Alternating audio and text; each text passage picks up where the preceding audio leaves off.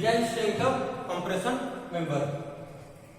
So you can refer clause 7.1.2 page 34 of IS 800 2007.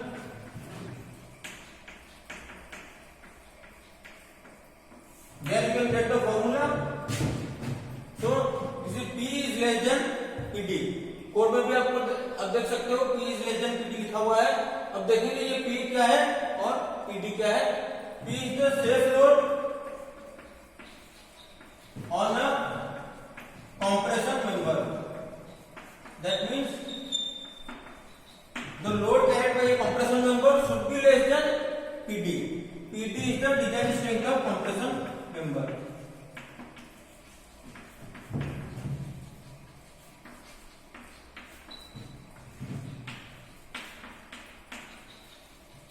क्या मतलब ये है कि आपका कॉलम कितना लोड ले सकता है, पीडी से कम लोड ले सकता है और इक्वल टू पीडी. इसका मतलब है हमें पहले पीडी निकालना पड़ेगा, design compressive stress of A member, design compressive strength of A member, और उससे कम लोड हमारा कॉलम ले सकता है या उतना लोड ले सकता है. तो अभी हम जाएंगे पीडी के फॉर्मूले की तरफ. PD is nothing but AE into FCD as per IS 800 code. PD is equal to AE into FCD.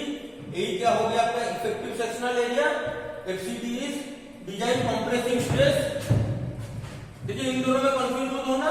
This is design strength of a compression member and this is design compressive stress. इसका unit निकलेगा Newton और kilo Newton. FCD का unit है design compressive stress का Newton पर mm square और kilo Newton पर metre square. इसी के टर्म में आएंगे.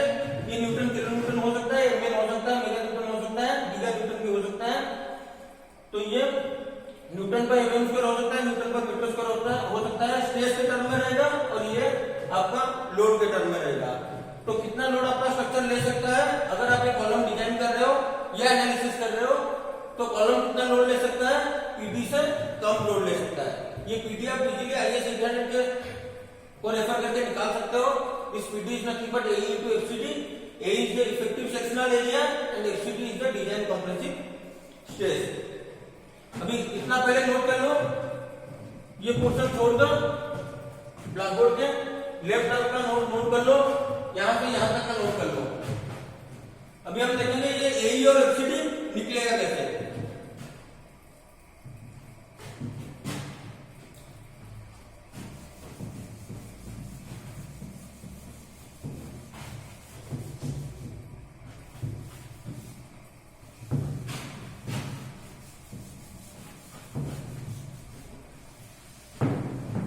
This AE is nothing but effective sectional area.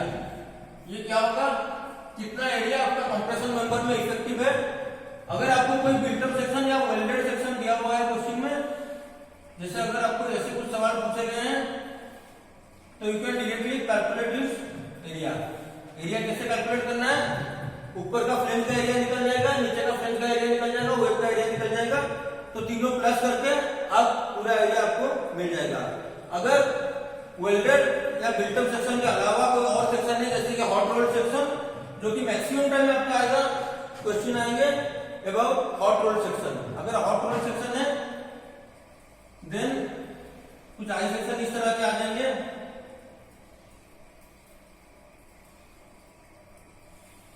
या चैनल सेक्शन,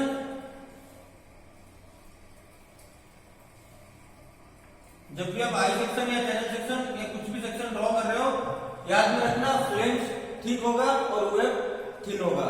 ऐसे मत करना कि फ्लेंज को पतला कर देना, वेब को मोटा कर देना. ऐसा नहीं होता है. फ्लेंज हर वक्त मोटा रहेगा, वेब हर वक्त पतला रहेगा. डायग्राम में ही दिखना चाहिए. तो this is one of the example of hot rolled I section, hot rolled channel section और हॉट रोल्ड एंगल सेक्शन. इस केस में आप यही कैलकुलेट करके निकाल नहीं सकते. You have to refer the steel table. So in case of hot rolled section, rolled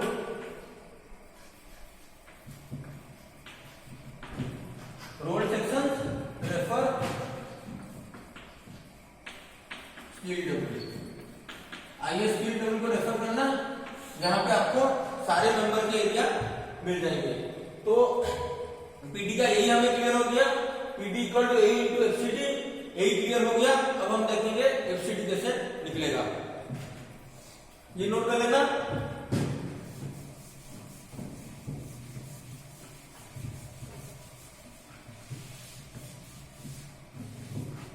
अब देखो ये एफसीडी निकालने के लिए आपको 4 टेबल रेफर करने हैं। Design compressive stress table 9A, 9B, 9C और 9D, ये सारे 4 टेबल आपको IS 800 में मिल जाएंगे, पेज नंबर 40, 41, 42 और 43। अगर आप ये 4 पेज रेफर करो, जैसे जैसे आप क्लास देख रहे हो, तो मेरी रिक्वेस्ट है कि आप अपना कोड खोल के बैठो, तो आपको ज्यादा समझ में आएगा। देखो कोड का पेज नंबर 40 खोलो, उसमें टेबल 9A होगा, 41 पे 9B होगा, 42 पे 9C होगा, 43 पे 9D होगा। अब हम देखेंगे ये सारे टेबल में दिया क्या हुआ है। तो यहाँ पे देखो मैंने एक सिंपल टेबल बनाया है, टेबल 9A, पेज नंबर 40। तो इस टेबल में आप देख सकते हैं FCD for the buckling class ए। देखिए यहाँ से आपको पता लग सकता है कि एफसीडी डिपेंड्स ऑन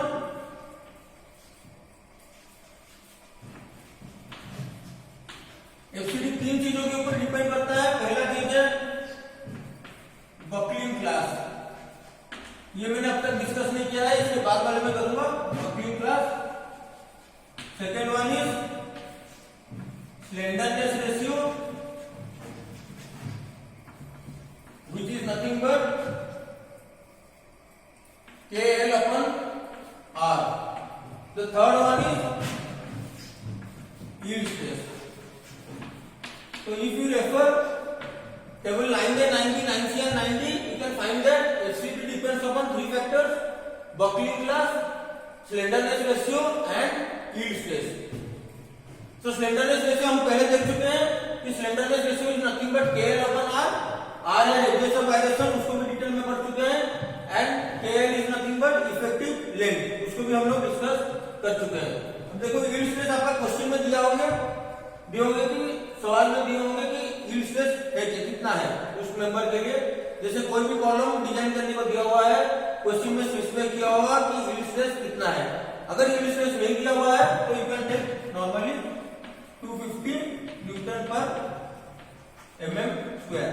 अब आप ये लेके डिजाइन कर सकते हो। अब देखो ये दोनों तो हमारा क्लियर हो गया, स्लेंडरनेस रेशियो और यील्ड स्ट्रेस। अब हम देखेंगे तीसरा चीज जो अब तक डिस्कस नहीं किए हैं, बकलिंग क्लास। देखो बकलिंग क्लास 4 होते हैं।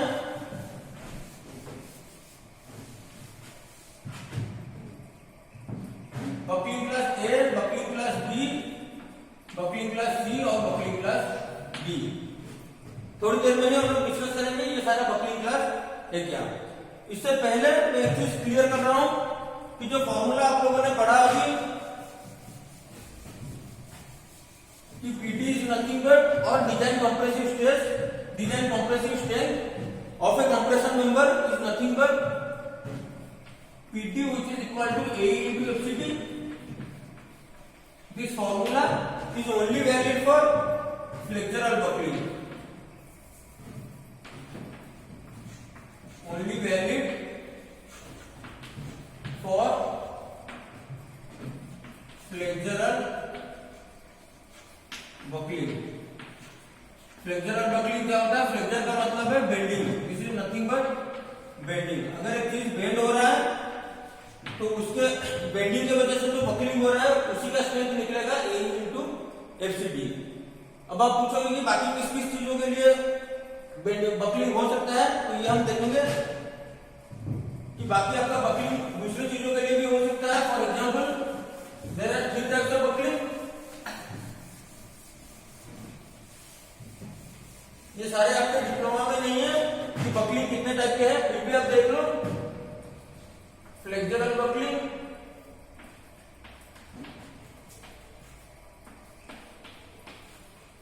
तो ये बकलिंग क्लास 3 कुछ डिटेल में पढ़ने की जरूरत नहीं है, ना ही डिप्लोमा में पूछेगा और डिप्लोमा लेवल के एंट्रेंस में भी उतने नहीं पूछते। फ्लेक्चरल बकलिंग होता है, टॉर्सनल बकलिंग होता है,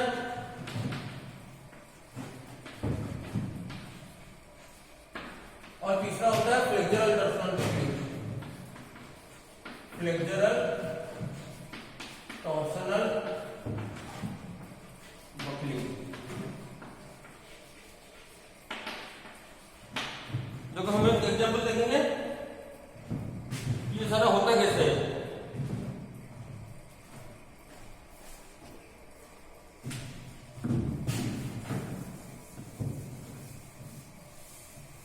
अगर कोई कॉलम है जो सिंपली बेंड कर रहा है, मान लो ये कॉलम है, इसके ऊपर कुछ भी लोड आ रहा है तो ये बेंड कैसे होगा,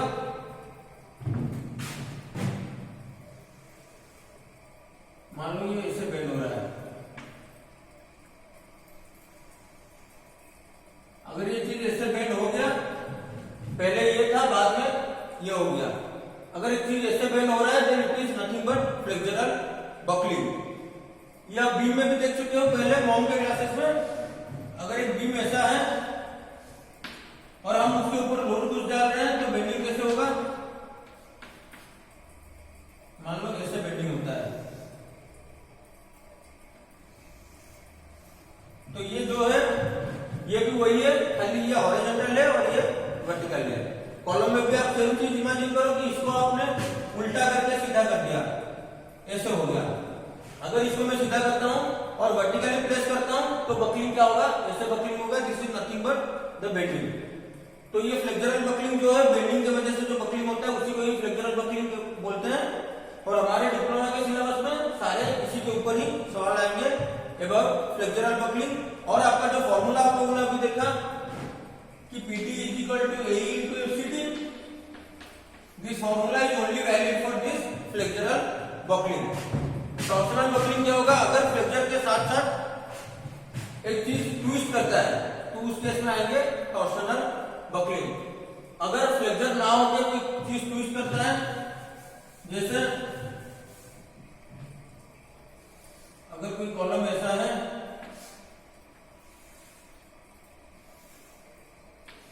और इसमें ट्विस्टिंग आ गया, ऐसे ऐसे कुछ ट्विस्ट हो रहा है, तो this is the example of twisting. ये ट्विस्टिंग की वजह से जो बकलिंग आता है उसको बोलते हैं टॉर्सनल बकलिंग। मैं पहले भी बोला हूं आपको मॉम के क्लासेस में कि अगर ये कोई बीम है और बीम में मैं ऊपर से लोड डाल रहा हूं और ये टूट रहा है तो ये बेंडिंग की वजह से टूट रहा है। अगर कोई बीम है और मैं उसको ट्विस्ट कर रहा हूं, देखिए यहां से ट्विस्ट कर रहा हूं और यहां से ट्विस्ट कर रहा हूं, इसको ऐसे ट्विस्ट करके तोड़ रहा हूं तो उस पर आ रहा है टॉर्सन। तो ये हो गया टॉर्सन और बेंडिंग के बीच में डिफरेंस। तो अगर बेंडिंग के वजह से बकलिंग हुआ तो उसको बोलेंगे फ्लेक्सुरल बकलिंग। अगर टॉर्सन की वजह से बकलिंग हुआ तो उसको बोलेंगे टॉर्सनल बकलिंग। अगर बोथ फ्लेक्सर और टॉर्सन दोनों आ रहे हैं तो उसको बोलेंगे फ्लेक्सुरल टॉर्सनल बकलिंग। इतने डिटेल में नहीं है आपका, बस खाली ये तीन ध्यान में रखना कि ऐसे कुछ चीज है। और सवाल करने के लिए आपको सारे क्वेश्चन सॉल्व करने के लिए यही फॉर्मूला काफी है, PD equal to AE into FCD। और याद रखना ये formula, this formula is only valid for flexural buckling. हमारे केस में फ्लेक्सुरल बकलिंग क्यों आएंगे, ज्यादातर क्वेश्चन आप लोग मार्क करना कि सब में एक्सियल लोड दिए होंगे। फ्लेक्सुरल बकलिंग किस किस केस में आता है, it normal comes in axial loading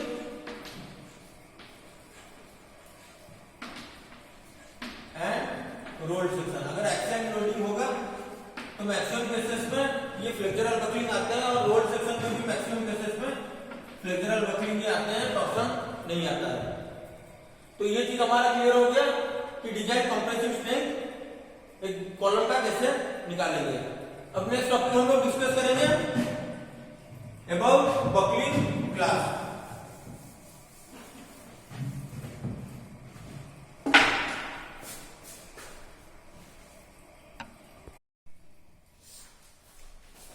So we can refer table 10 for buckling class, clause 7.1.2.2. So you can find in this table there are 4 to 5 rules. First one is roll dissection and given limit buckling about axis, buckling class. आपको 4 column मिलेंगे। अभी चारों column में से आपको देखते हैं हर एक सेक्शन के लिए निकालना पड़ेगा बकलिंग क्लास क्या है, और इस हिसाब से हम लोग एक बार buckling class A B C D निकाल लिए। अब जैसे हम लोग देखते हैं कि FCD depends upon 3 things, one is slenderness ratio, another one is buckling class, third one is yield stress. So we can find the buckling class from this table 10। तो ये बकलिंग क्लास निकालने के बाद हम सीधा उसी टेबल को follow करेंगे। जैसे 9 में है बकलिंग क्लास ए के लिए, 9B है बकलिंग क्लास बी के लिए, 9C है बकलिंग क्लास सी और 9D है बकलिंग क्लास डी। ये 4 टेबल आपको मिलेंगे। ये चारों टेबल देखने के लिए हमें बकलिंग क्लास पहले समझना पड़ेगा। अब देखो बकलिंग क्लास पहले रो पे क्या है, रोल्ड आई सेक्शन। आपको कोड अगर खोल के बैठे होंगे तो देख सकते हो। पहला चीज है रोल्ड आई सेक्शन। एक डायग्राम बनाया गया है रोल्ड आई सेक्शन का, उसमें कुछ चीजें इंपॉर्टेंट है, ध्यान से देखना। जैसे दो एक्सिस दिखाए गए हैं, एक है जेड एक्सिस, दूसरा है वाई एक्सिस। ये एक्सिस ध्यान से याद रखना, ये है जेड एक्सिस, ये है वाई एक्सिस। देखो अगर आप स्टील टेबल पे जाओगे, स्टील टेबल के ऊपर एक ऐसे डायग्राम आपको मिल जाएगा rolled steel section, rolled steel I section पे, लेकिन वहां पे ये एक्स मार्क किया होगा और ये वाई मार्क किया होगा। इसलिए आपको बकलिंग क्लास में स्टील टेबल वाला डायग्राम नहीं रेफर करना है, वही कोड वाला ही डायग्राम रेफर करना है। ये जो कोड का डायग्राम है उसमें दिया गया है ये जेड एक्सिस और ये वाई एक्सिस। तो लिमिट देखिए, पहले लिमिट क्या है, h by bf is greater than 1.2। ये हो गया आपका h हो गया total height of the section, यहां से लेके यहां तक। डायग्राम शायद क्लियर होगा। देखिए पूरे टॉप मोस्ट से लेके बॉटम मोस्ट पोर्शन तक ये हो गया आपका h। bf क्या है, ब्रेड्थ ऑफ फ्लेंज। तो h हो गया आपका total height, bf is breadth of flange. तो h बाय bf करके अगर h बाय bf आपका 1.2 से ज्यादा निकला तो आप ये पहले वाला पोर्शन रेफर करोगे, अगर 1.2 निकला या उससे कम निकला तो आप ये नीचे वाला पोर्शन फॉलो करोगे। तो कोड में देखो दोनों दिए गए हैं, one is for h by bf greater than 1.2, another one is for h by bf less than 1.2।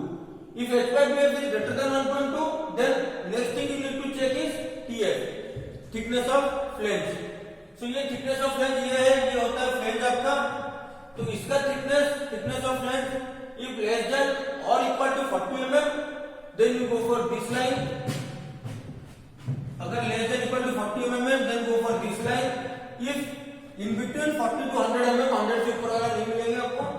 अगर 40 to 100 के बीच है then you go for this line ZZYY.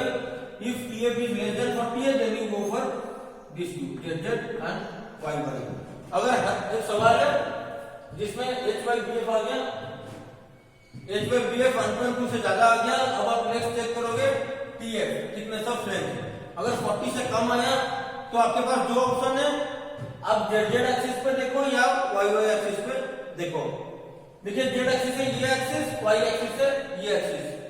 जब हम क्वेश्चन सॉल्व करेंगे आप समझ जाओगे कि हमें दोनों में से वीकेस्ट एक्सिस जो है उसको निकालना पड़ेगा। मतलब जेड और वाई में से सबसे कमजोर एक्सिस कौन सा है, मतलब किस एक्सिस में ये मेंबर मेरा टूट सकता है। जिस एक्सिस में टूट सकता है, जो कमजोर एक्सिस है इसका, उसी को लेकर हम लोग डिजाइन करेंगे। तो जेड और वाई एक्सिस में से हम देखेंगे कि मेंबर का वीकेस्ट एक्सिस कौन सा है, किस एक्सिस पे टूटने की संभावना है उसका। तो उसी एक्सिस पे हम लोग देखेंगे बकलिंग क्लास कितना है।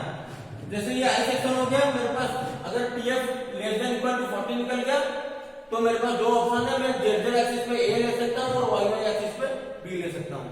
लेकिन अगर हम आई सेक्शन के देखें तो Z और Y में से Y एक्सिस वीकेस्ट होता है, वीक होता है in comparison to Z axis. तो मैं YY एक्सिस में बकलिंग क्लास B लेके मैं टेबल 9 की रेफर करूंगा और ये मेंबर को डिजाइन करूंगा। मान लो अगर थिकनेस ऑफ फ्लेंज 40 टू 100 के बीच आया, उस हिसाब से मैं ZZ एक्सिस और YY एक्सिस पे B और C लूंगा। इस केस में भी मेरा Y एक्सिस वीकेस्ट एक्सिस है तो मैं हर वक्त Y एक्सिस लेके डिजाइन करूंगा। देखो मैक्सिमम 90% प्रॉब्लम में आपको Y एक्सिस ही लेना पड़ेगा। कहीं कहीं पे आपको Z एक्सिस की जरूरत पड़ेगी, मैं बताऊंगा कहां पे जरूरत पड़ सकता है।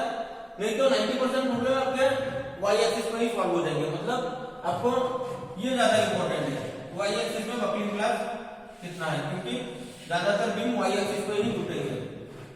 अब देखो अगर इसमें भी लेस देन 1.2 आ गया, similarly Z Y axis check करना है, तो ये हो गया thickness of flange less than 100, thickness of flange greater than 100, हमको ये दोनों देखना है। तो ये पहला चीज रोल्ड आई सेक्शन क्लियर हो गया। सिमिलरली अगर वेल्डेड आई सेक्शन है तो आप कोड में देख सकते हो, यहाँ पे डिफरेंस क्या है, देखो एच वहां पे टोटल हाइट का एच, यहाँ पे यहाँ से यहाँ तक ही दिया गया है एच, टोटल हाइट एच नहीं है, H is only the height of the wave. तो यहाँ पे गलती मत करना, अगर इस तरह का कोई सवाल है तो आप H height of the wave भी लेना एच। तो वहां पे देखो दो ही चीज दिया गया है, अगर TF less than equal to 40 तो जेड जेड पे कितना, वाई वाई पे कितना, अगर टीएफ ग्रेटर देन 40 तो जेड पे कितना, वाई पे कितना। तो ये जैसे जैसे क्वेश्चन बनाते जाएंगे ये सारा चीज डिटेल में और एक बार डिस्कस करते जाएंगे कि कितना कितना कैसे कैसे निकल रहा है।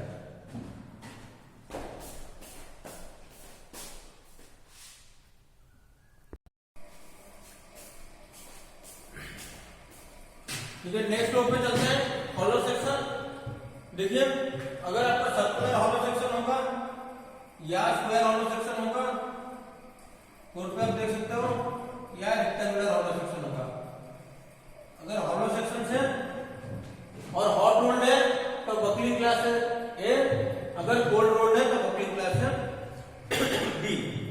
ज्यादातर क्वेश्चन आपके हॉट रोल्ड पे ही आएंगे, कोल्ड रोल्ड नहीं पूछते हैं डिप्लोमा में। फिर भी जान लीजिए ये डिफरेंस क्या है दोनों में। हॉट रोल्ड क्या है, अगर कोई भी चीज को मोल्ड पे डाल के बनाया गया है और it is rolled when it is hot, जब गर्म होगा तभी रोल करके मेंबर बनाए होंगे, that is called hot rolled. Cold form क्या है, मान लो मेरे को एक सर्कल बनाना है, जैसे ऐसे एक सेक्शन बनाना है, सर्कुलर हॉलो सेक्शन बनाना है, तो मैं क्या करूंगा, एक थिन शीट लाऊंगा, नॉर्मल स्टील का शीट है ये, so I can use this sheet और मैं उसको बेंड कर सकता हूं। जैसे कि ये एक पेपर हो गया, मान लो ये स्टील का शीट है, तो उसको मैं बेंड करके ये बना सकता हूं circular section, circular hollow section. तो अगर ये कर रहा हूं तो that is called cold rolled और सभी कोल्ड फॉर्म सेक्शन। तो इस केस में बकलिंग क्लास हो जाएगा बी। क्वेश्चन में स्पेसिफाई किया होगा अगर कोल्ड फॉर्म पूछा है तो।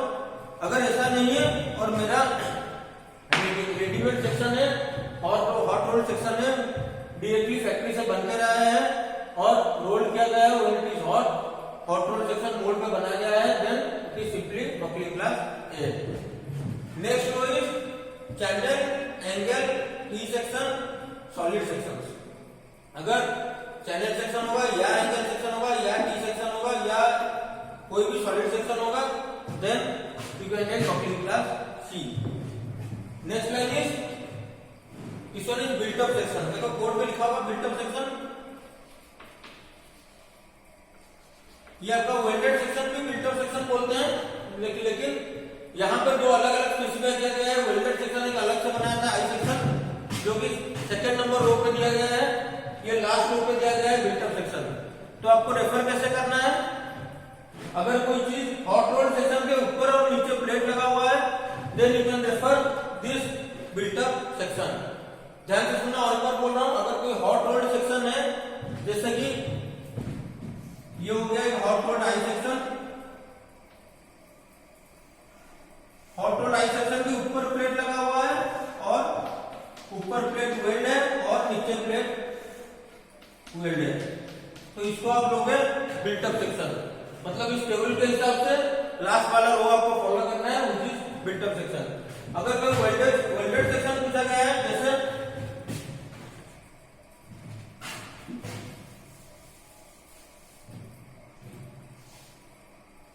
तीन प्लेट वेल्ड करके बनाया गया है, then you will refer welded section. हाँ, कभी कभी ये भी पूछा जाता है कि तीन प्लेट ऐसे वेल्ड किए गए हैं और उसके इन एडिशन उसके ऊपर भी एक प्लेट है और नीचे भी एक प्लेट है, ये भी आपका जाएगा वेल्डेड सेक्शन में। मगर अगर यानी रोल्ड सेक्शन के ऊपर और नीचे प्लेट वेल्ड किया गया है, then you will refer built up section which is given buckling class C. तो ये टेबल समझने के बाद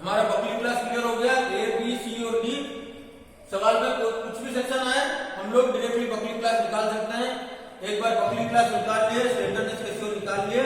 स्लेंडरनेस रेशियो हो गया KL/R, KL है इफेक्टिव लेंथ, तो इफेक्टिव लेंथ निकाल लिए, तो R निकाल लिए, तो स्लेंडरनेस रेशियो निकल गया। स्लेंडरनेस रेशियो बकलिंग क्लास निकल गया।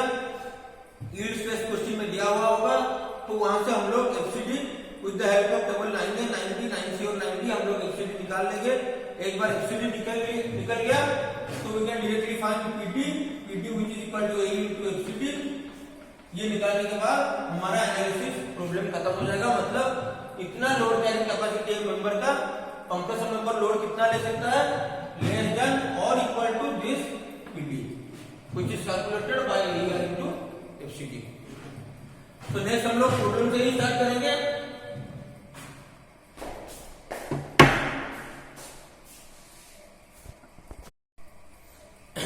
So now we'll go for different numerical questions. So note down the first question which is written on the left side of the board. Calculate the factored axial load on the column section ISHP 400 at the rate 806.4 Newton per meter. The height of the column is 3 meter and is pin ended. Use steel of grade Fe 400. So this is your question. तो question में मांगा क्या है कि they have asked us what is the safe load carrying capacity of the column or the factored axial load which the column can carry safely if it is of height 3 meter and the both the ends are pin ended। देखो information क्या क्या दिया गया है कि height of the column is 3 metre, दोनों end पे pin है, पिन एंडेड, और grade of steel is Fe 400। मांगा क्या है, फैक्टर्ड एक्सियल लोड, और you can say they have asked us the safe load carrying capacity of this column ISHP 400 at the rate 806.4 Newton per meter। Look in question they have asked ISHP 400 at the rate 806.4। When we see the steel table, you may find two ISHP 400 and having different weight. So out of them you have to choose 804.6।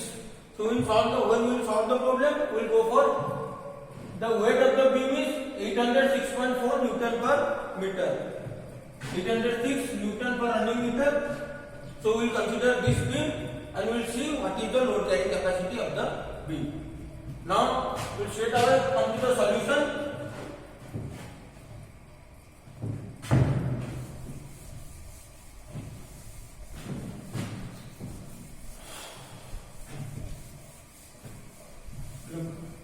In question, we need to find so our load carrying capacity is P, which must be less than or equal to PT। PT is nothing but design load carrying capacity or design strength of column। So our load, safe load should be less than or equal to this PT, and we have already discussed PT is nothing but AE into FCD। AE was the effective sectional area and FCD was the design stress which the column can take। So if we calculate PT which is equal to AE into FCD, then we can find P because P is less than or equal to PD। So how to find these two? So our main aim is to find AE and FCD। So first of all let us analyze the section। The section is ISHP 400 at the rate 806.4। So straight away you can open your steel table, Indian standard steel table, go to page 20 and table 4। Exam में ये कैसे solve करना है, पहले आप content देखना, steel table का जो कंटेंट है वो बोलना, उसको क्या होगा, Indian standard beams.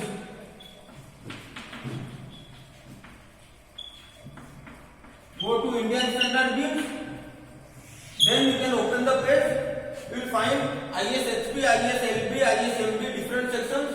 In that you have to see that in question you have given ISHP 400।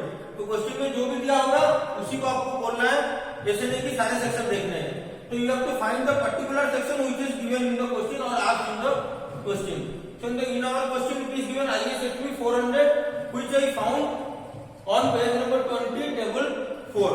You can refer to this page number 20 and this page is of Indian steel table. ये मत करना कि IAS code खोल के बैठ जाना, code की भी जरूरत है, लेकिन पहले इंडियन स्टील टेबल देखना, पेज नंबर 20 टेबल 4। तो उसमें आप अगर देखोगे पेज के टॉप लेफ्ट कॉर्नर पे आपको एक डायग्राम मिलेगा। Top left corner of this page, page number 20, you will find A diagram of rolled I section. कुछ ऐसे आपको एक डायग्राम मिल जाएगा।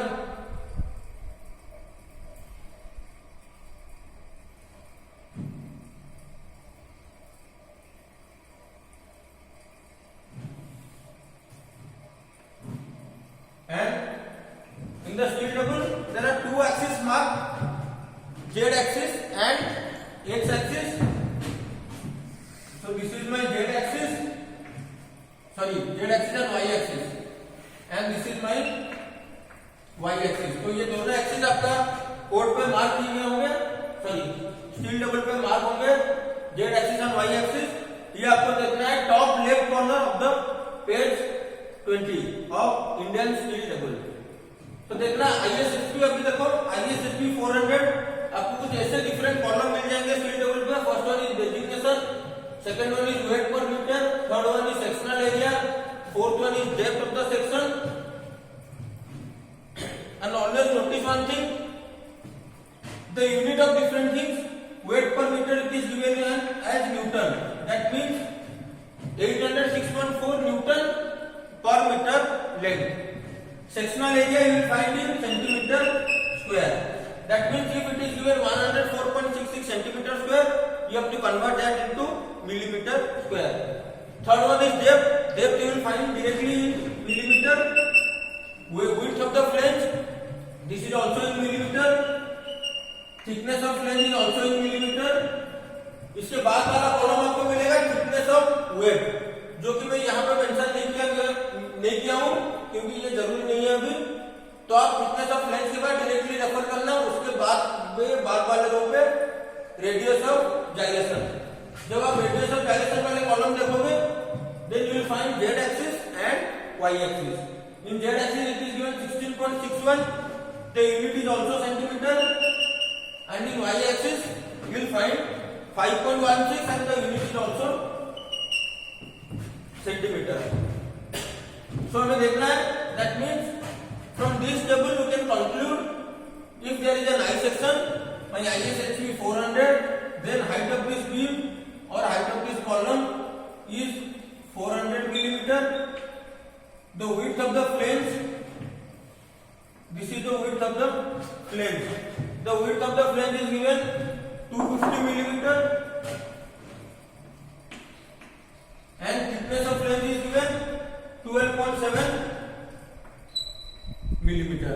Thickness of flange it is given 12.7 millimeter, and thickness of wave is also given. We don't need that, but still you can see thickness of wave is also given. It is around 10 point something. You can check from the code. So this was data we can get from Indian standard steel table. The weight of the section is already given in the question. और एक चीज mark करना, when you find ISHB 400 you will see there are two weights. One is 793 point something, 798 or 93 point something. You need not take this, you only take 806.4. ऐसे नहीं कि ये करके design कर देना क्योंकि ISHB 400 है, ये गलती मत करना। क्वेश्चन में स्पेसिफाई किया गया है कि ISHB 400 @806.4. That means the unit weight of the section is 806.4. The sectional area, तो ये आपका ये रो ही कंसीडर करना है। कौन सा आंसर आपको जरूरत होगा मैं बताऊंगा। अब देखना इस टेबल से हमको एक चीज डायरेक्टली मिल गया A, so you can say directly A is there in the steel table which is equal to 104.66 centimeter square. So A is given 104.66 centimeter square. Let us convert that into millimeter square. So 104.66 millimeter square. So A मिलने के बाद next we will find FCD. So in order to calculate FCD, you have to see FCD depends upon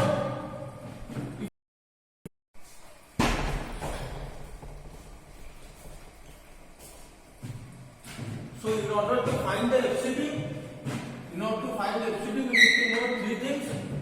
First one is the buckling class. So we have discussed all this earlier. First one, we need to find the buckling class. Second one is the slenderness ratio. The slenderness ratio is nothing but KL upon R. This also we have discussed earlier. And the third thing, we need to know yield stress. So after knowing these three things, buckling class, slenderness ratio and yield stress, we can refer table 9 of IS 800/2007 and we can simply find FCD. So एक बार FCD निकल गया तो AE into FCD will be equal to PT. Then we will find the self load on this column. So we'll go serially. Let's find buckling class first. Then we will go to slenderness ratio. Then we will go to yield stress. So give the heading buckling class. So in buckling class you have to refer table 10 of IS 800/2007. तो IS 800/2007 पे table 10 देखना, table 10 वहां पे आपको ऐसा figure मिल जाएगा. There are 4 to 5 codes. ये मैंने पहले भी डिस्कस कर चुका है. अब देखो ये फिगर आपको मिल जाएगा. So this is the I section and you have the I section ISHB 400. अभी आपको दोनों को मिलाना पड़ेगा. वो स्टील टेबल में जो आई सेक्शन है जो आपका क्वेश्चन में दिया गया है ISHB 400 and the steel section given in the code. अब देखना ये जो सेक्शन है जो कि आपको टेबल 10 में मिलेगा, यहाँ पे total height of this section is 400 क्योंकि आपका क्वेश्चन में दिया गया है 400. The width of the flange और breadth of the flange is 250 जो कि क्वेश्चन में दिया गया है ISHB 400. So this is 250, this is 400. Thickness of flange it is given 12.7. So thickness of flange is 12.7. अब आपको पहली चीज का चेक करना है H/BF. तो अगर आप टेबल रेफर करोगे तो पहला चीज निकालना पड़ेगा H/BF. So H/BF is equal to H is equal to 400 mm and BF is equal to 250 mm. So this is equal to 1.6. अब आपका H/BF निकल गया 1.6. अब आपको चेक करना है कि this 1.6 H/BF is greater than 1.2 or is less than 1.2. Greater than 1.2 के लिए अलग रो है, लेस देन 1.2 के लिए अलग रो है. तो पहले आपको ये देखना पड़ेगा कि H/BF ग्रेटर निकल रहा है लेस निकल रहा है. इस केस में हमारा H/BF is equal to 1.6. So H/BF I can write is greater than 1.2. अगर H/BF greater than 1.2 निकल गया फिर हमें दो चीज चेक करना है. First one is whether thickness of flange is less than 40 mm or thickness of flange is greater than equal to 40 and less than 100 mm. अब ये दोनों चीज चेक करने के बाद हम लोग को बकलिंग क्लास मिल जाएगा. तो first one is TF less than 40 और TF is in between 40 to 100 as per table 10. अब देखो यहाँ पे TF कितना मेंशन है क्वेश्चन में तो ISHB 400 दिया गया था, लेकिन आप लोगों ने स्टील टेबल रेफर करके आपको मिल गया हाइट कितनी है, ब्रेड्थ कितनी है, थिकनेस कितनी है, सारा चीज आपको मिल गया अभी. अब देखो thickness of flange is equal to 12.7 mm which is less than 40 mm. So in our case TF is equal to 12.7 mm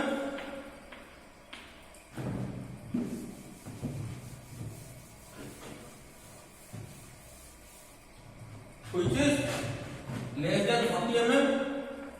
तो अगर लेस देन 40 mm है फिर आपके पास दो केसेस आते हैं. First one is in ZZ axis you have a buckling class A and in YY axis you have a buckling class B. अब आपको दो बकलिंग क्लास में से चूज करना पड़ेगा ZZ एक्सिस में और YY एक्सिस में.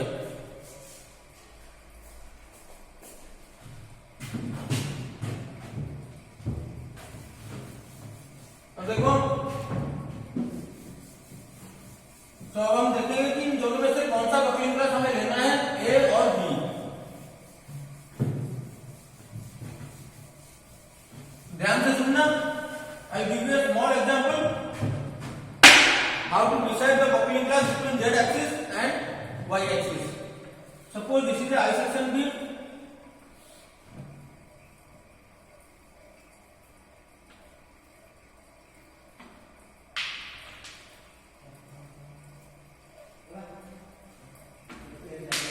Suppose this is the I section B, which is kept vertically, so you can call this as a column. So in this column I can mark two axes. First one is the z axis, this one is the zz axis, and this one is y axis. तो दोनों axis हमें मिल गए, एक z axis है एक y axis. अगर हम z axis में देखें तो हमारा निकला buckling class A as per table, और अगर हम y एक्सिस में देखें हमारा निकला बकलिंग क्लास B. अब चीज ये है कि हमें दोनों में से चूज करना पड़ेगा कि हमारा बकलिंग क्लास है कौन सा.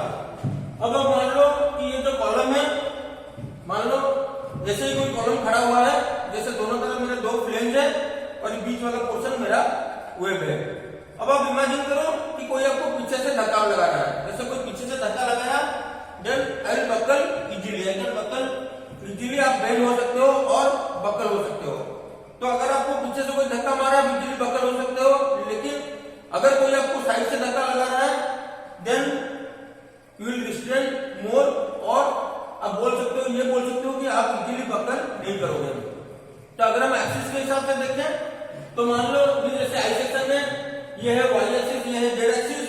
मेरा एक्सिस कौन सा है? ये है मेरा y एक्सिस. तो this axis is my y axis and this axis is my z axis. तो z एक्सिस मेरा बीच में से ऐसे जा रहा है और y एक्सिस मेरा ऐसे जा रहा है. अब देखो, if bending is with respect to y axis, bending is with respect to y axis. अगर y एक्सिस के रेस्पेक्ट में बेंडिंग हो रहा है, then I will bend straight away and I can bend more. But if the bending is with respect to z axis, then I will withstand some more load. मतलब मैं easily bend नहीं करूंगा. तो अगर आप मेरा केस देखो तो my stronger axis is this z axis. I will not bend easily, and my weaker axis is this axis. I can bend easily in this axis. अब ये मत सोचना कि कोई पीछे से धक्का मारा तो मैं उल्टा मुक्का मार दूं. ऐसे नहीं है. It is just an example. Serious मत होना अपने आप को बेंडिंग लेके. तो ये छोटा सा एग्जांपल था आपको रियलाइज करने के लिए कि कॉलम में एक्चुअली होता क्या है. तो कॉलम में दोनों तरफ के बेंडिंग होते हैं. एक y एक्सिस पे भी बेंड हो सकता है एक चीज, और z एक्सिस पे भी बेंड हो सकता है. तो आपको ये पहले रियलाइज करना पड़ेगा कि दोनों एक्सिस में से कौन सा एक्सिस वीक है और कौन सा एक्सिस स्ट्रॉन्ग है. मैं अपने केस में देख लिया कि with respect to y axis में वीक हूं, with respect to z axis में स्ट्रॉन्ग हूं. मान लो मेरे को कोई z एक्सिस पे दे रहा है, y एक्सिस पे मेरे को बंदा लोड दे रहा है और कोई पीछे से धक्का मार रहा है विद अ लोड 50 किलोमीटर. मान लो मैं 50 किलोमीटर तक लोड रेजिस्ट कर सकता हूं. कोई मेरे को अगर 50 किलोमीटर पे धक्का मारे तो मैं नीचे बेंड हो सकता हूं. वही केस में देखो, अगर मेरे को कोई z एक्सिस में बेंड करना चाहे तो मेरे को 50 किलोमीटर पर मैं बेंड नहीं होगा. I need some more load, that means around मान लो 100 किलोमीटर का लोड चाहिए मेरे को z एक्सिस के रेस्पेक्ट पे बेंड करने के लिए. तकरीबन 100 किलोमीटर का लोड चाहिए. अब देखो, अगर आपको कोई पूछे, अगर मुझे कोई पूछे कि सर आपका स्ट्रेंथ क्या है, आपका स्ट्रेंथ 50 किलोमीटर है या 100 किलोमीटर में. देखो, मैं 50 पे भी बकल हो रहा हूँ, 100 पे भी बकल हो रहा हूँ, लेकिन 50 पे मैं वीकर एक्सिस में बकल हो रहा हूं, लेकिन 100 मेरे को चाहिए स्ट्रॉन्गर एक्सिस में बकल करने के लिए. मान लो फॉर एग्जांपल, अगर मैं बोलता हूं कि मेरा स्ट्रेंथ है 100 किलोमीटर. मान लो अगर मैं बोलता हूं कि my strength is around 100 kilometre, तो मेरे को कोई 100 किलोमीटर इस डायरेक्शन में दे, z एक्सिस में कोई 100 किलोमीटर दे, देन आई कैन रेजिस्ट. मगर कोई अगर मेरे को 100 किलोमीटर से पीछे से धक्का लगाए तो मेरी स्ट्रेंथ कितनी है पहले से 50 ही है y एक्सिस पे. अगर कोई पीछे से मेरे को 100 पे धक्का मार रहा है, then I will easily buckle. तो मैं ये नहीं बोल सकता कि मेरा स्ट्रेंथ है 100 किलोमीटर. क्यों? क्योंकि मेरा 100 किलोमीटर स्ट्रेंथ है किस एक्सिस पे? z एक्सिस पे. अगर मैं बोलूं कि मेरा स्ट्रेंथ है 50 किलोमीटर, देन अगर कोई मेरे को 50 किलोमीटर से पीछे धक्का मारे, देन आई कैन रेजिस्ट. और अगर z एक्सिस पे भी कोई 50 किलोमीटर धक्का मारे then also I can resist, because Z पे मेरा स्ट्रेंथ है 100 किलोन्यूटन और वाई पे मेरा स्ट्रेंथ है 50 किलोन्यूटन। तो ये छोटा सा एग्जांपल लेके हम देख सकते हैं, अगर हम कोई चीज को वीकर एक्सिस के लिए डिजाइन कर रहे हैं या कम लोड के लिए देख रहे हैं, स्ट्रेंथ कम लेके डिजाइन कर रहे हैं, then we are on the safer side. मतलब अगर मैं बोलूं कि मेरा लोड है 50 किलोन्यूटन, मेरा स्ट्रेंथ है 50 kilonewton, then I can take this 50 kilonewton load in X axis and also in Z axis. अगर इससे ऊपर का लोड हो जाए तो मैं जेड पे तो स्ट्रॉन्ग रहूंगा, लेकिन एक्स में वाई में आई कैन इजीली बकल। उसी हिसाब से आप आई सेक्शन पे देखो, अगर दोनों एक्सिस आपका मिला, अब आपको चूज करना पड़ेगा कि यहाँ पे आपका स्ट्रॉन्गर एक्सिस कौन सा है और वीकर एक्सिस कौन सा है। अब मेरे केस में तो मैं क्या किया, वेट करके देख लिया कि आगे की तरफ झुक सकता हूँ, साइड की तरफ झुक नहीं सकता। लेकिन अगर आपका कोई आईए सेक्शन है और स्टील सेक्शन है, आपको पता कैसे चलेगा, then you can simply refer the steel table. अगर आप स्टील टेबल पे देखो तो जेड एक्सिस पे रेडियस ऑफ डायरेक्शन कितना है 16.61 सेंटीमीटर एंड वाई एक्सिस पे रेडियस ऑफ डायरेक्शन है 5.16 सेंटीमीटर। उससे पता लगता है कि एक चीज वाई एक्सिस पे रेडियस ऑफ डायरेक्शन कम है और एक्स एक्सिस जेड एक्सिस पे रेडियस ऑफ डायरेक्शन ज्यादा है। तो मेरा वीकर एक्सिस कौन सा हो गया, this Y is my weaker axis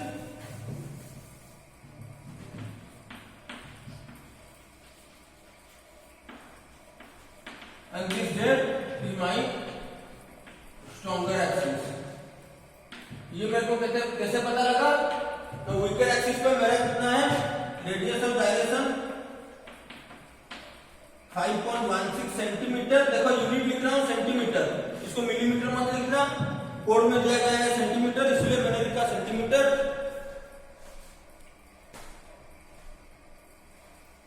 और अगर आप देखो तो जेड पे आपका रेडियस ऑफ डायरेक्शन है 16.61 centimetre. So it's around 4 times 3 to 4 times. तो आपका वाई पे स्ट्रेंथ कम है, जेड पे स्ट्रेंथ ज्यादा है। तो अगर मैं वाई लेके डिजाइन कर रहा हूं तो मेरा वाई पे भी सेफ आएगा और जेड पे भी सेफ आएगा। तो आपको करना क्या है एग्जाम में, जब आप कोई प्रॉब्लम सॉल्व कर रहे हो तो दोनों में से आपको कौन सा एक्सिस लेना है जिसका रेडियस ऑफ डायरेक्शन कम होगा। ये है थंब रूल। कुछ एग्जाम्पल तब याद करने की जरूरत नहीं है, आप खाली सीधा सीधा याद रखना कि कोई भी एक्सिस जहां पे रेडियस ऑफ डायरेक्शन कम हो उसी को लेके आपको सिंपली कॉलम डिजाइन करना है। अब देखो मेरा वाई एक्सिस पे रेडियस ऑफ डायरेक्शन कम निकला तो मैं वाई एक्सिस को लेके ही अपना डिजाइन करूंगा। अब देखो तो मेरा बकलिंग क्लास अभी क्या हो गया, मेरे को दो बकलिंग क्लास मिले थे, Y Y and Z Z. अब देखो I can write my buckling class is B in, तो बकलिंग क्लास मेरा फाइनली आ गया क्या बी, क्योंकि बी है बकलिंग क्लास आपका वाई है एक्सिस पे।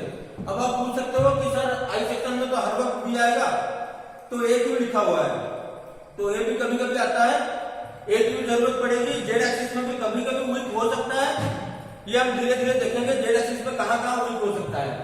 लेकिन इस सवाल के लिए, इस क्वेश्चन के लिए ये यहाँ पे simply Y axis is weaker axis, तो will take buckling class B. जैसे बकलिंग क्लास हमारा फाइनल हो गया। Next we need to find slenderness ratio. So slenderness ratio is equal to KL upon R। अब देखो इस R पे आपको फिर दो R मिल गए, एक R वाई वाई, एक क्या है जेड जेड। तो आपको लेना क्या है, मैं पहले ही बोल चुका हूँ, हर चीज में लेना है आपको वीकर एक्सिस। तो मैं यहाँ पे लूंगा R वाई वाई और R मिनिमम। आप R मिनिमम भी लिख सकते हो, R वाई वाई भी लिख सकते हो। So this one is KL। अब देखो KL क्या है, इफेक्टिव लेंथ। इफेक्टिव लेंथ के लिए आपको क्या चेक करना पड़ेगा, चेक करना पड़ेगा आपको एंड कंडीशन, कि कॉलम का एंड कंडीशन क्या है। अब देखो इस केस में क्वेश्चन में अगर देखोगे तो दिया गया है बोथ आर पिन एंडेड। तो यहाँ पे भी एक पिन है, बीम सपोर्ट है, और यहाँ पे भी एक बीम सपोर्ट है। So both are pin ended. अगर बोथ पिन एंडेड हो तो कोड पे देखना, ये नहीं मिलेगा कोड पे, आपको ऐसे मिलेंगे। मैंने बताया था दो नोड पे 2 सर्कल लगे होंगे, तो ये जो है ये भी वही है, दोनों है पिन एंड है। तो दो साइड पे पिन एंड है, तो I can write effective length from code IS code equal to 1 into L। तो अब देखो KL की जगह पे मैं लगा सकता हूँ 1 into L और R मिनिमम की जगह पे R Y वैल्यू। अब देखो L कितना है क्वेश्चन में मेंशन किया गया है, length of the column is 3 metre, so I convert that into millimetre, so I can write 3000 mm। So length of the column is 3000 mm, RYY हो गया आपका minimum radius of direction 5.16 centimetre. अब देखो ध्यान से देखना, मैं इसको मिलीमीटर में लिख रहा हूँ 51.6 मिलीमीटर। स्टील टेबल में दिया गया है सेंटीमीटर पे, मेरा ऊपर भी मिलीमीटर है तो नीचे भी मैं मिलीमीटर लिख रहा हूँ। तो 3000 मिलीमीटर अपॉन 51.6 मिलीमीटर। अब देखो ये दोनों कितने आ गए आपका,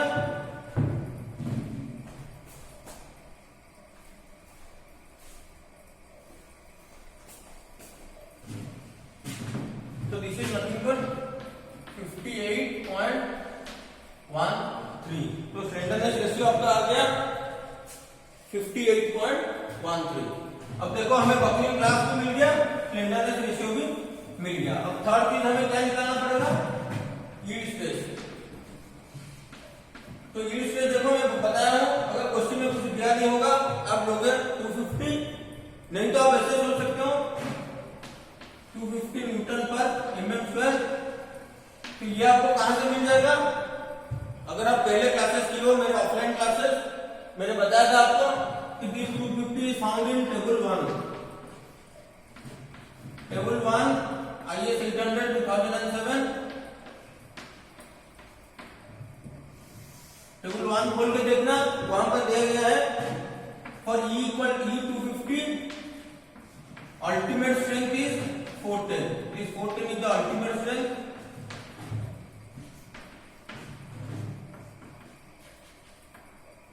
Ultimate stress and this is the yield stress। तो आपका क्वेश्चन में मेंशन किया गया है कि Fe 410, इसका मतलब है अल्टीमेट स्ट्रेंथ है 410 न्यूटन पर mm स्क्वायर। तो अल्टीमेट स्ट्रेंथ है 410 न्यूटन पर mm स्क्वायर।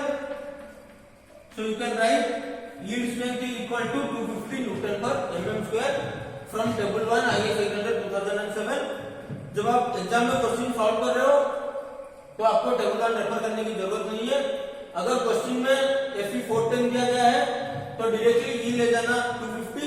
ज्यादातर 95% क्वेश्चन में 410 ही दिया होगा। अगर कोई भी क्वेश्चन में अलग दिया गया होगा तो यहाँ पे मेंशन वो लोग कर देंगे कि E 300 और ये 350 ऐसे कुछ मेंशन किया होगा। अगर कुछ भी मेंशन नहीं है then you can simply take yield stress equal to 250 newton पर mm स्क्वायर।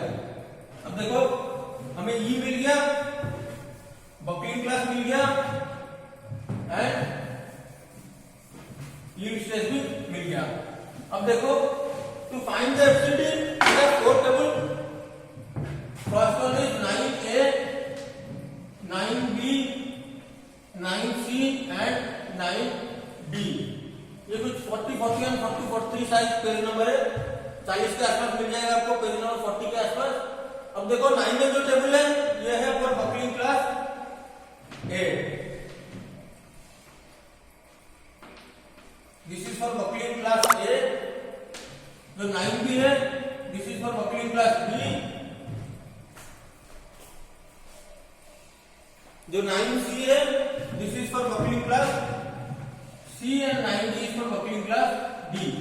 अब आप देखो आपका बकलिंग क्लास क्या है क्वेश्चन में, सो आपने कैलकुलेट किया बकलिंग क्लास है B। So if your buckling class is B, you need to refer table 9B। अब डायरेक्टली कोड पे टेबल 9B को रेफर करना है।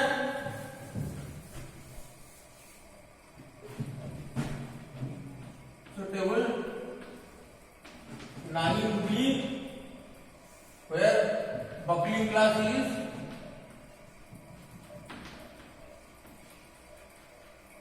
B। तो बकलिंग क्लास यहाँ पे B है, टेबल 9B पे आप देखना एक कॉलम होगा आपका KL/R, दूसरे में यील्ड स्ट्रेस दिया होगा, डिफरेंट यील्ड स्ट्रेस के लिए डिफरेंट वैल्यू होगा एफसीडी का।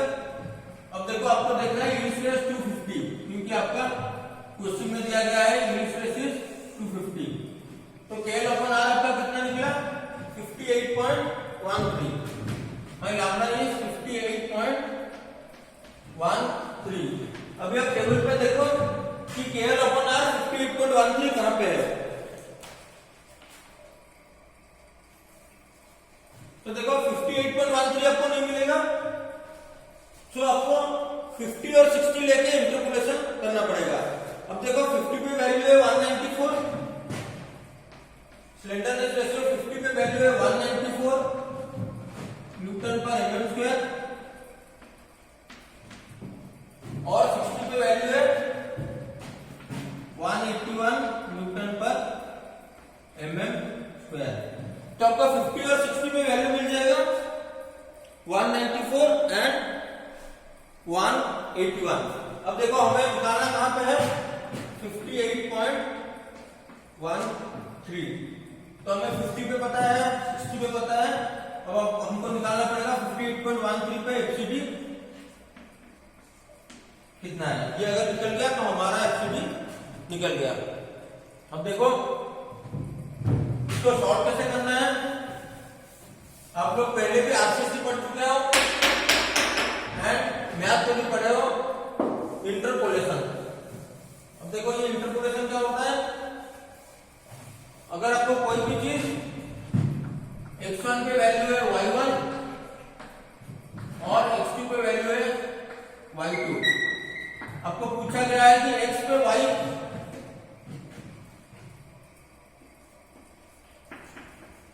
कितना है, then you can find y is nothing but y2 minus y1 upon x2 minus x1 whole into x minus x1 plus y1।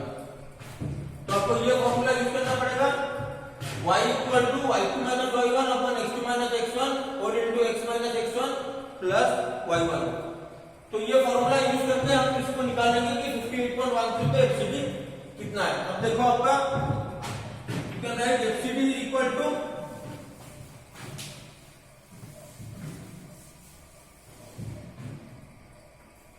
FCD is equal to y2 कितना है 181 minus 194 divided by 60 minus 50 whole into 58.13 minus 50 plus 194। तो ये आएगा आपका FCD 181 minus 194 divided by 60 minus 50 whole into 58.13 minus 50 plus 194। तो ये निकल जाएगा आपका 183.43 न्यूटन पर एमएम स्क्वायर। अब देखो हमें अपना एफसीडी मिल गया, तो FCD for buckling class B yield stress 250 and KL upon R 58.13 is equal to 183.43 Newton पर एमएम स्क्वायर। अब नेक्स्ट चीज आपको निकालना पड़ेगा PD. So PD is nothing but AE into FCD. अब देखो एई आपका कितना निकला है, एई इज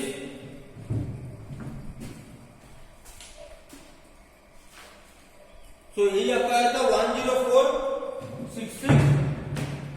10466 मिलीमीटर स्क्वायर। एफसीडी आपका आ गया 183.43 न्यूटन पर मिलीमीटर स्क्वायर। दोनों को इंटू करो, यूज योर कैलकुलेटर, आपका आ जाएगा फाइनली 1919778 1919778.19 न्यूटन, और you can right 1919 kilo Newton 0.78। तो ये आ गया आपका फाइनली एफसीडी, सॉरी पीडी। तो आपका क्वेश्चन यहां पे खत्म होता है। फाइनली आपको सेफ लोड मिल गया, then you can only write finally the safe load of the structure, safe load carrying capacity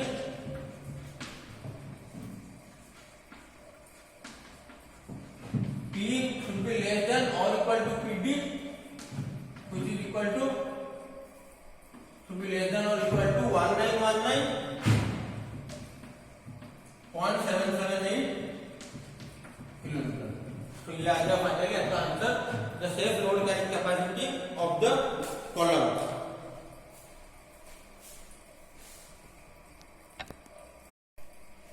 so write the next question, calculate the maximum axial load carried by a column as shown in figure ISHP 400@806.4। So this is the same section which we have used in the previous question, और इस question में भी same ही section है ISHP 400@806.4। ये एक ही section में क्यों लिया हूँ, क्योंकि हमको दोनों क्वेश्चन इजी होंगे, हम लोग जल्दी जल्दी से सॉल्व कर सकते हैं। लेकिन आप कोई और भी सेक्शन लेके ट्राई कर सकते हो, सिमिलर अदर क्वेश्चन भी कर सकते हो। So calculate the maximum load carried by a column as shown in figure ISHP 400@806.4। The column is effectively restrained at mid height in y direction। ये ध्यान से पढ़ना, the column is effectively restrained at mid height in y direction but it is free in z direction। अब देखो ये question पे figure already mention है, ये कॉलम है, ये प्लान है, इसका एलिवेशन है, ये कॉलम है, कॉलम की हाइट है टोटल 6 मीटर। तो कॉलम की हाइट दिया गया है 6 मीटर। अब देखो ये 6 मीटर का जो कॉलम है, ये जेड एक्सिस पे तो 6 मीटर है, लेकिन वाई एक्सिस पे इसके अंदर से और एक बीम निकल रहा है। That means there is another beam connected in between this 6 metre column. इसका मतलब ये है कि कॉलम जो 6 मीटर का है उसके वाई एक्सिस पे देखो ये हो गया जेड एक्सिस इसका,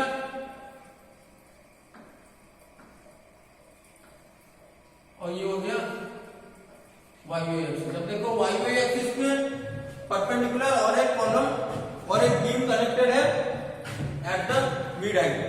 अब हमें निकालना है इसका सेफ लोड कैरिंग कैपेसिटी क्या है। Calculate the maximum axial load which this can carry. अब देखेंगे क्वेश्चन लिख के डायग्राम बना देना। ये क्वेश्चन पे साथ ही ये डायग्राम दिया गया होगा आपको एग्जाम में, ये अलग इसको मत लिखना, केवल ये दोनों को लिखना। हम देखो सॉल्यूशन करेंगे।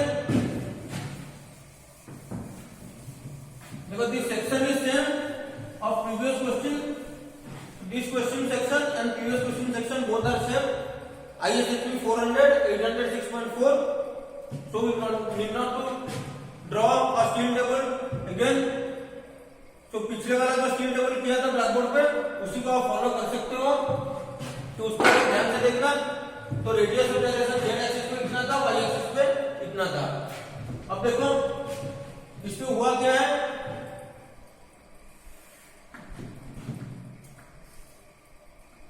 कि कॉलम है क्या,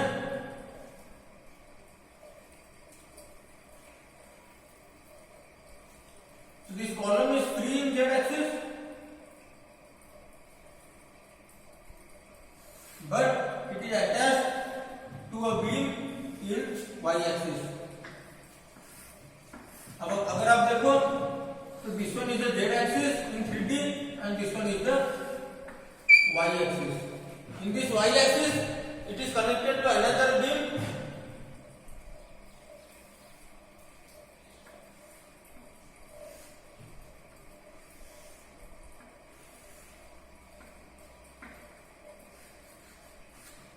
देखो ऐसा कोई आई सेक्शन भी इसके ऊपर कनेक्टेड है इन वाई एक्सिस। तो जेड एक्सिस में तो ये फ्री है,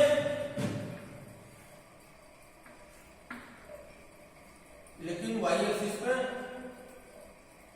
ये और एक बीम के साथ कनेक्टेड है।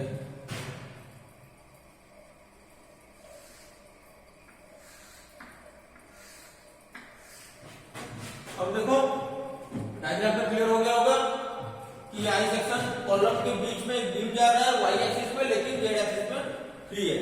तो इसको हम कैसे समझेंगे, मान लो मैं 6 मीटर का कॉलम हूं, कॉलम 6 मीटर का कॉलम में से खड़ा है, ये उसका जेड एक्सिस, ये है उसका वाई एक्सिस। अब देखो जेड एक्सिस में मैं फ्री हूं, जेड एक्सिस में जेड एक्सिस में फ्री हूं, मतलब जेड एक्सिस में मेरा लेंथ है total 6 metre, I can buckle with the length of 6 metre in Z axis. लेकिन वाई एक्सिस में मेरे बीचों बीच एक बीम जा रहा है, so if I want to buckle in Y axis में बकल नहीं हो सकता और बेंड नहीं हो सकता। क्यों? क्योंकि मेरा जो 6 मीटर का कॉलम में हूं उसमें 3 मीटर में ही एक बीम अटैच है, तो 3 मीटर में बीच में एक बीम अटैच है, तो मैं चाहूं तो बकल कर नहीं सकता। अब सोचो ये जो कॉलम है, अब 6 मीटर वाले साइड पे टोटल बकलिंग इसका हो जाएगा, मतलब कॉलम पे अगर लोड डालोगे तो 6 मीटर पे ऐसे बकल करेगा। लेकिन उसके अलग ही एक्सिस पे क्या होगा, वाई एक्सिस पे, अगर वाई एक्सिस पे बकल हो रहा है तो ये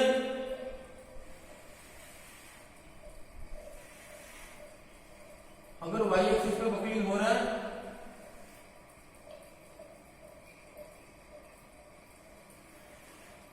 तो ये 6 मीटर बकल नहीं करेगा, ये 3-3 मीटर ही बकल करेगा। क्यों? क्योंकि बीच में है बीम है। इसको ध्यान से समझना, 6 मीटर का जो कॉलम है उसके बीच में से एक बीम जा रहा है 3 मीटर का। अब ये 3 मीटर का बीम बीच में लगा हुआ है और एक सपोर्ट लगा हुआ है एट द सेंटर, तो 3 मीटर पे एक सपोर्ट लगा हुआ है, तो ये बीम टोटली बकल नहीं करेगा।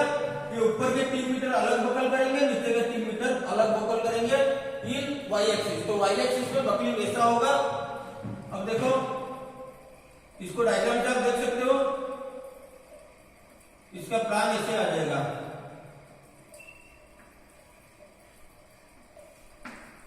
क्योंकि ये बकल कर रहा है वाई एक्सिस पे, ये प्लान, ये इसका एलिवेशन है। इसका अगर मैं प्लान देखूं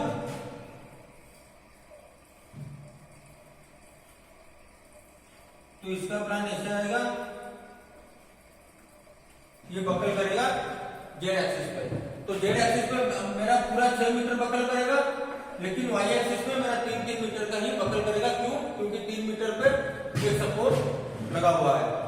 अब डायग्राम सारा अच्छे से बना देना अपने रेफरेंस के लिए। ये जो क्वेश्चन में दिया गया था एग्जाम पॉइंट ऑफ व्यू के लिए कोई भी डायग्राम नहीं चाहिए, लेकिन आपको समझने के लिए you need to draw all this diagram clearly.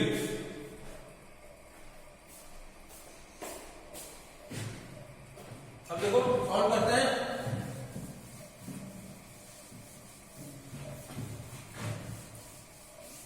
तो इसका एई भी सेम हो गया, पहले भी हम लोग दिखाते थे एई, तो पिछले वाले का एई और इसका एई सेम है, दोनों ही सेम सेक्शन है। तो एई is equal to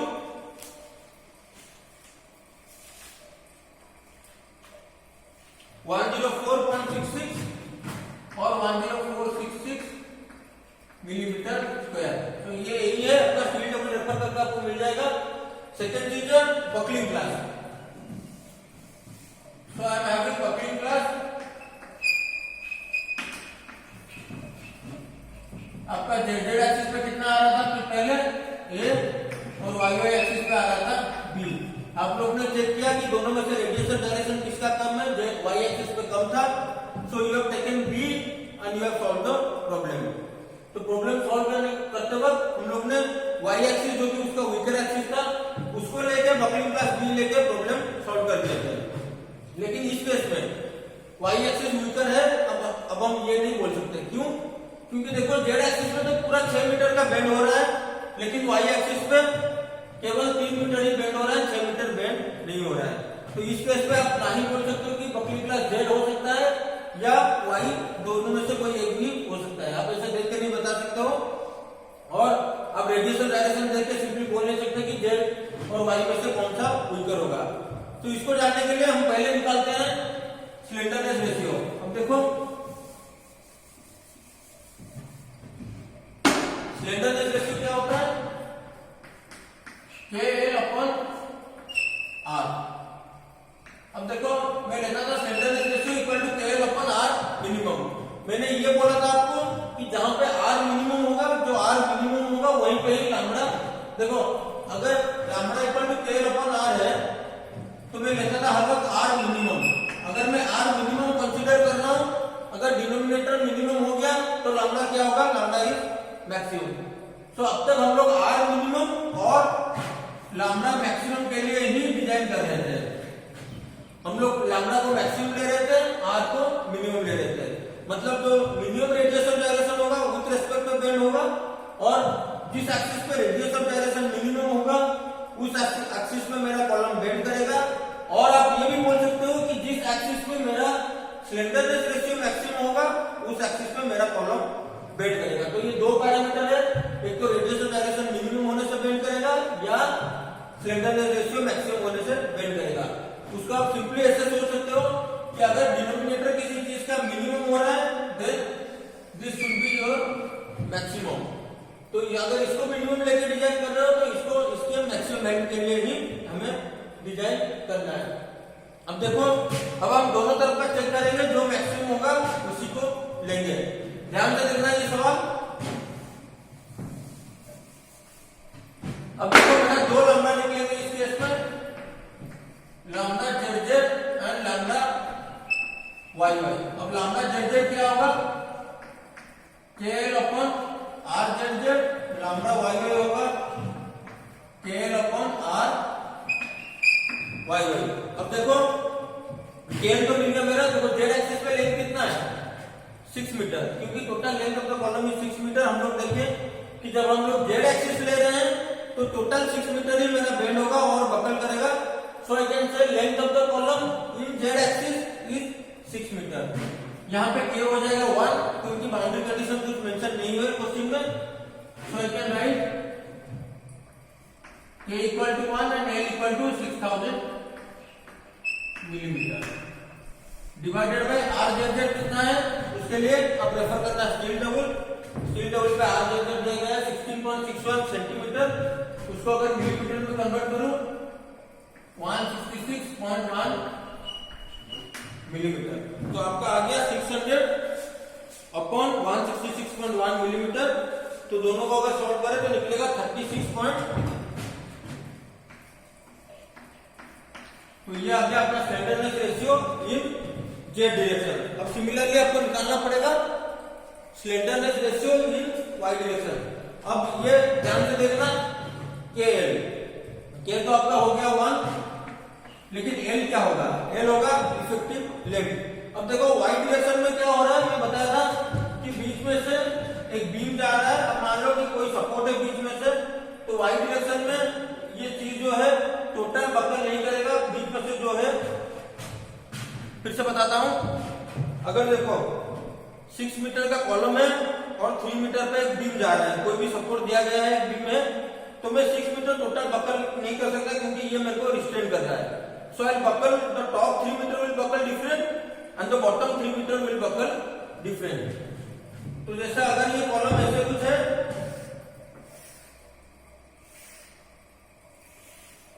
Y axis में, और यहाँ पे एक बीम कनेक्टेड है, तो ये बकल कैसे करेगा, टॉप 3 मीटर अलग बकल करेगा और नीचे का 3 मीटर अलग बकल करेगा। So I can not write the length is 6 metre. Question में लेंथ 6 मीटर है, लेकिन वाई एक्सिस में मेरे को लेना पड़ेगा 3 मीटर। तो into 3000 mm divided by R Y Y कितना हो गया हमारा 51.6 mm, जो कि स्टील टेबल पे मेंशन किया गया है। तो ये दोनों आ गया लैम्डा जेड और लैम्डा वाई वाई 58.13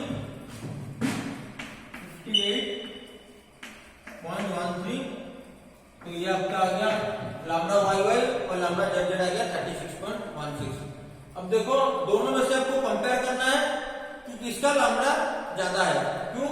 क्योंकि हम यहाँ पे आर जेड कंपेयर कर नहीं सकते, क्योंकि हमारा लेंथ अलग है, इधर लेंथ अलग है, इधर लेंथ अलग है। अगर दो अलग अलग लेंथ है तो हम आर कंपेयर करके कोई किसको लेके डिजाइन करेंगे ये बता नहीं सकते। इसलिए हम लोग ने दोनों का लैम्डा चेक किया, जिसका लैम्डा मैक्सिमम होगा उसको लेके हम लोग डिजाइन करेंगे। अब देखो जेड और वाई वाई में से लैम्डा कौन सा ज्यादा है, this one is 58.13 and this one is 36.12। तो we will go for the higher value.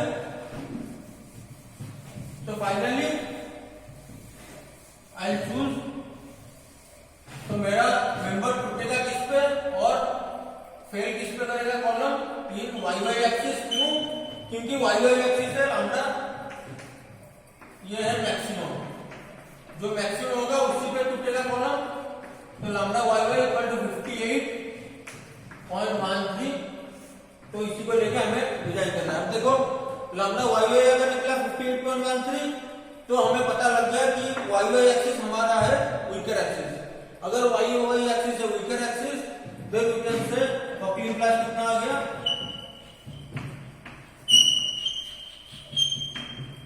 Buckling class हम लोग वाई वाई एक्सिस पे लेंगे, this is nothing but B. तो सेम मिल गया lambda Y Y 58.13, buckling class is B. Yield stress अगर हम देखें, यील्ड स्ट्रेस पिछले क्वेश्चन पे डिस्कस किए हैं, सेम होगा 250 न्यूटन पर एमएम स्क्वायर। तो हमें लैम्डा वाई वाई मिल गया, बकलिंग क्लास मिल गया और यील्ड स्ट्रेस मिल गया। अब हम टेबल रेफर करेंगे।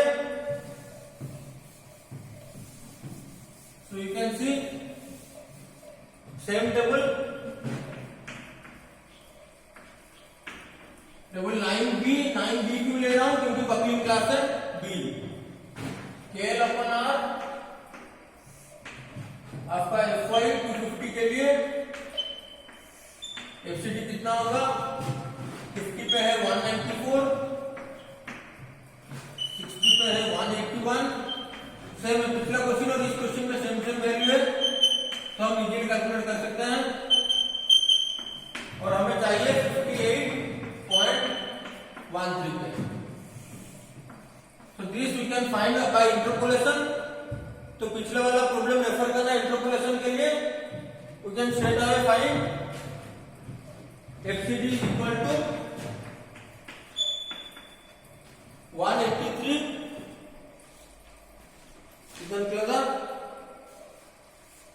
183.43। अब मैं कुछ स्टेप्स ओमिट इसलिए कर रहा हूं क्योंकि सेम वैल्यू पिछले सवाल में भी आए थे। पिछले क्वेश्चन को रेफर करना, वही 50 पे 194 था, 60 पे 181 था, वही 58.13 पे हमें पूछा गया था कितना है। तो इसलिए एफसीडी का वैल्यू सेम निकलेगा, सेम स्टेप हो गए दोनों के। एक बार एफसीडी निकल गया, इसको अच्छे से लिख देना। देखो तुम क्वेश्चन में लिख रहे हो, कॉपी पे लिख रहे हो, तो आधे में मत छोड़ना। जैसे मैं स्टेप सबमिट कर रहा हूँ, यहाँ पे स्किप कर रहा हूँ क्योंकि पिछले सवाल और इस सवाल में स्टेप सही सेम थे। लेकिन आप जब मेंशन कर रहे हो या नोट कर रहे हो, तो इंटरपोलेशन वाला प्रोसेस भी लिखना और एफसीडी कितना है ये भी लिखना। अब देखो एफसीडी निकल गया। Now I can right PD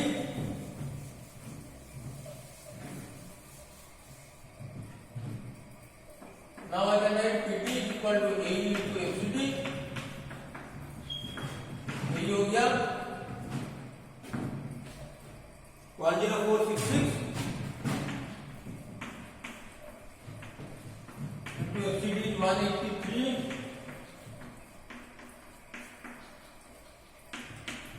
तो आ गया आपका 1919.78 किलो न्यूटन। तो finally you can right my self load और maximum load P is less than or equal to PT,